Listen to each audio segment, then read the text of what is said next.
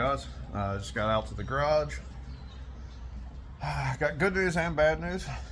I was doing some more research last night, and there's several sensors on the Taurus right there that have to exist with some form of feedback to the engine, from what I was reading, for the car not to do limp mode. It's all sensors with the front impact and adaptive cruise control and stuff like that I absolutely will not be using if I gut this car and put it into the Ford chassis. That being said, I don't know that I will be able to use that without yanking the motor, putting a different transmission in it and making it rear wheel drive, or yanking the motor and trying to adapt its front doghouse, for lack of better terms, to this car, and the rear all-wheel drive suspension to keep it that way, which is significantly more work. I was hoping to make this kind of a down and dirty, quick project, maybe 8 weeks, maybe a little longer, nothing crazy, because I'm laid off and I had the time to do it. So that all being said, it's probably going to end up being the F1 or the Ford Explorer again. I've looked at a Crown Vic, which was my first thought, which is ideal because its measurements are basically exact. But the Explorer's measurements are very minor different. I mean, nothing, it's not even an inch different. It's like, I don't know, 3/16 or something. It's nothing crazy different. It's definitely usable. It being a body on frame, again, the suspension, everything comes off in one piece. I don't really have to do a lot of craziness to adapt it to this chassis right here. So that may very well be what I still do. I've also noticed that on the Crown Vic, even though it's a V8, it's only actually 20 horsepower difference than what's in that Explorer with the V6. If I wanted the V6 to be a manual transmission, I can do that. It's not super unheard of. The F-150 manual transmission will bolt straight up to that if you bought the V6 manual transmission model F-150, which is, in my area, relatively easy to find in a junkyard. Again, I think that's $200, I think, in my local scrapyard where we pull it ourselves. So that may be what happens. Then again, it could stay an automatic. It really doesn't matter on this. It's not going to be a race car. It might end up looking like it, but it's not really intending on racing. It's just intending on a cruiser just to drive and have fun. I could also still do the four-wheel drive version of the car that I have and do like a lifted, kind of apocalyptic overlander, for lack of a better term. That's something that I've considered because I do have a couple mock-up pictures of that. I do like it. And quite honestly, everybody I asked, I took votes on.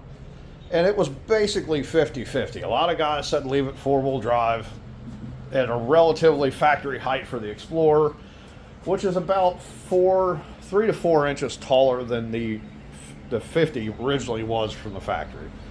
That sounds crazy, but this car did not sit super low from the factory. If I wanted it lower, I could put lower springs on without a whole lot of work, or I could cut the springs. I've done that a number of times on other vehicles. It rides a little bouncy, but it's nothing crazy. I mean, take 2 inches out of the spring and its ride height will drastically be different, looking at it. I can also make that model rear-wheel drive very easy.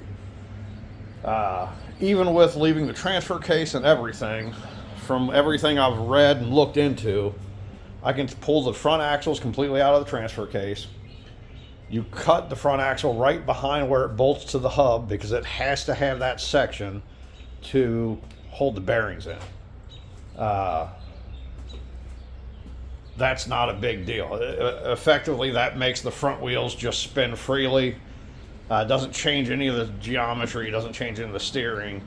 The only difference is it gives you like a 5% boost because you're not horsepower boost because you're not dragging extra stuff and you're not losing momentum on the front axles when it's engaged. So I think that actually might be our route, which is kind of disappointing because I was really wanting to do the all-wheel drive, and you know that the Taurus is 360 horsepower or something, 365 I think. So I'm kind of disappointed in that, but I'm still excited for the project because it's still fucking cool. Sorry, cussing. It's probably gonna be flagged on YouTube, but that it happens. I don't make money off it, so I don't care. Again, I want to try to film as much of this as I can. Try to throw out another video. It is pretty nice out today, and it's supposed to be really nice tomorrow. So tomorrow we're doing a Cars and Coffee event in the morning. I will definitely get a walk around video of the Rat Rod Beetle for you. I will get that. It'll be probably a short, maybe 10-minute video, nothing crazy, kind of like the last one I did. I think it was 10 to 15 minutes. I might try to keep that premise while I make videos because, you know, basically just film each day a little bit, put out a short video because it doesn't take me forever to edit and form the video. Again, like I said, I mean, I don't do that for a living. I just do it for fun, and it's not really something I have a lot of time for. I'd rather spend the time out here doing time lapse, doing the actual body work, getting shit ready. I've got my garage about as ready as it could be. It's still a disaster. I got to get that thing taken apart. I got to get it cut up and get it out of here. I've posted online for sale. Basically, it's scrap cost once I get the front end off.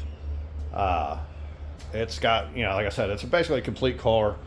I've got extra transmissions, all kind of crap. Nobody's hit me up for it. Nobody's really been interested. I did have an offer to swap the Crown Vic for an Explorer, but I don't know really any history on the Crown Vic. It doesn't look like it's in bad shape, but I'd hate to buy it and then find out that it's super beat mechanically.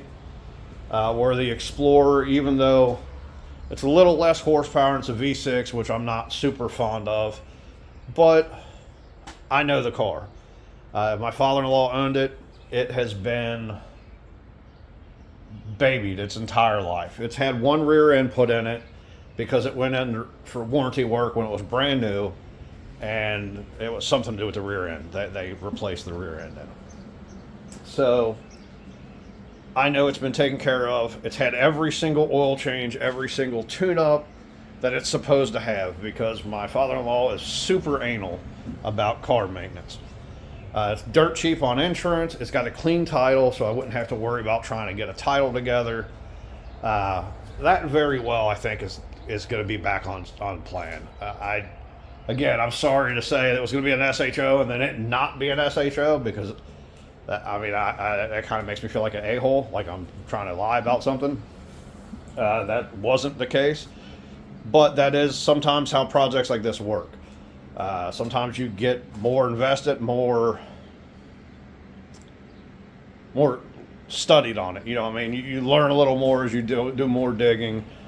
I'd only really considered the Taurus for about a week, and I was more focused on getting other stuff ready than really crunching the numbers. The wheelbase was fine. The width was fine. I could do that. But the sensor array in this car is ridiculous. It's super advanced. It's got adaptive cruise control and blind spots and impact sensors that jam the brakes if a car's coming towards you. And there's a lot of that apparently that is mandatory. I don't know. I've never tore one down. I love the car. It's a blast to drive. They're not really worth anything.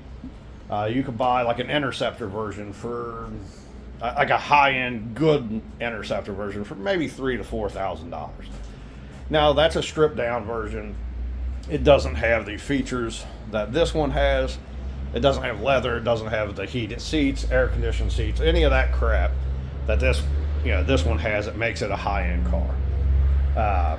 But even the SHO full spec, Taurus, they're not super expensive.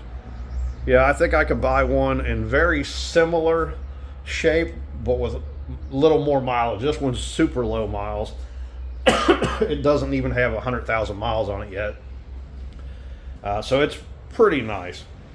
The interior is a little dirty because my dad drives it a lot, more than I drive it, honestly. He smokes. And because he smokes, there's cigarette ash and crap everywhere, which I don't care. I don't drive it enough to really worry about it. It cleans up perfectly fine. And when you clean it up, it's really nice. It does get a little bit of water on occasion from the windshield. I have not been able to find that. I've sealed the entire thing to the best of my ability. It's not the sunroof. It's not the sunroof drains. It's somewhere right up front in the passenger corner. And I don't know. I can't find it.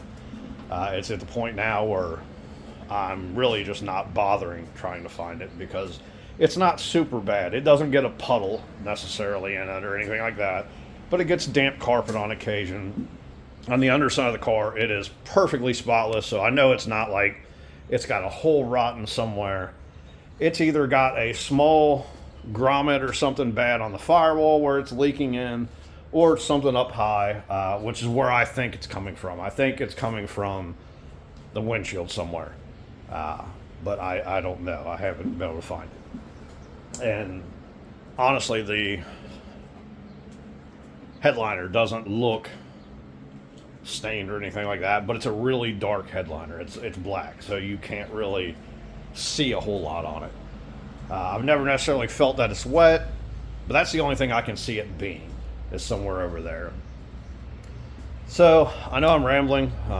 12, 13 minutes in now, which I hate rambling, and I'm walking in a circle in my garage because I'm trying to stay out of that blinding sun. So I'm going to go ahead. I'm probably going to set you guys up there somewhere, or maybe even right here, just to get you up and kind of out of the way. I'll do a time lapse. We're going to start disassembly on the 4-doors doghouse so I can get that car out of here. I wish that I could find someone to take it. Its body's pretty rough, but it has the entire drive line. It's got a flathead that someone's already disassembled. In reality, it could probably be saved, the flathead. It's definitely a rebuildable core, but honestly, I think if you set it, put some like Marvel Miracle Oil or something like that in it, and really just let it sit and kind of creep down through it, I think it would free up. The guy that disassembled it, I don't think had much of a clue of what he was doing from the way he acted and talked, and I just didn't get car build vibes out of that guy. I got the vibe that he found a cool car, he bought it, he got into it, realized he was over his head, and basically let it sit outside for about a decade. Which happens. That happens to a lot of people. I've had projects that has done that to me. Hell, my Beetle. Not that I got in over my head, but we had kids. And family comes first. Job comes first. That's part of life. It does happen. So, with all that being said, and jabber-jawing my voice off, I will go ahead and I'm going to pause this for the moment, and I will set you guys back up with a time lapse, and I hope you guys enjoy. Hopefully this goes smooth. We have spent several days, every day, going around bolts and spraying WD-40, Aerocroil, stuff like that, trying to loosen stuff up. Hopefully the time I've owned it, it's softened some of that. I've honestly been surprised so far how easy stuff has come out of the interior, come off the outside. So hopefully it continues to be a good friend to me. But either way, I'm going to do my damnedest to get all of this off today. It might not be everything. It really depends how it comes apart, but I want to do my best. So, that being said, let's go on to the next clip.